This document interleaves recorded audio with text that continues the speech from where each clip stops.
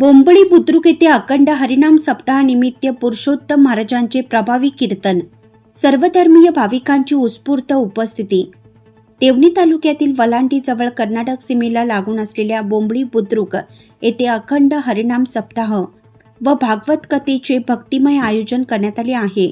सप्ताहानिमित्त गावातील महिला पुरुष भाविकांनी एकत्र येत भागवत कथा तसेच कार्यक्रमाच्या नियोजनाची जबाबदारी स्वीकारली असून संपूर्ण परिसरात आध्यात्मिक वातावरण निर्माण झालं आहे।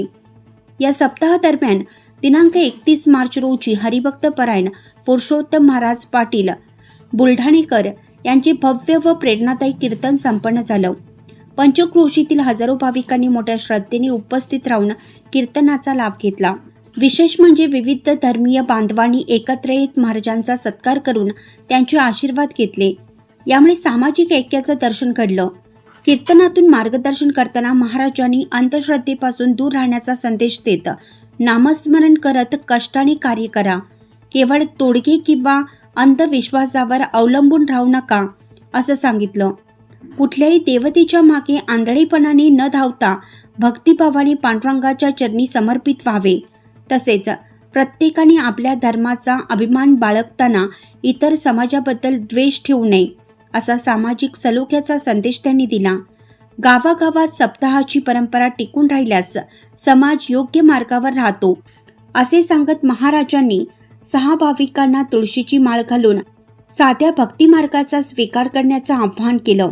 तुळशीची माळ धरा, एकादशी पाळा आणि रामकृष्ण हरी नामजप करा, जीवन कल्याणकारी बनेल असं त्यांनी सांगितलं। यावेळी नवतरुणांना मार्गदर्शन करताना छत्रपती शिवाजी महाराजांच्या आदर्शाचा सन्मान कृतीतून जपण्याचे आवाहन त्यांनी केले।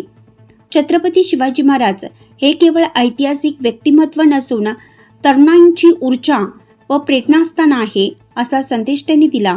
कार्यक्रमास पंचक्रोशीतील भाविक मोठ्या संख्येने उपस्थित होते। अखंड हरिनाम सप्ताहामुळे बोंबळी बुद्रुक परिसर भक्तिरसात न्हाऊन निघाला असून सामाजिक एकात्मता व सांप्रदायिक सौहार्दाचा आदर्श निर्माण झाला आहे। संपादक विस्तार न्यूज महाराष्ट्र।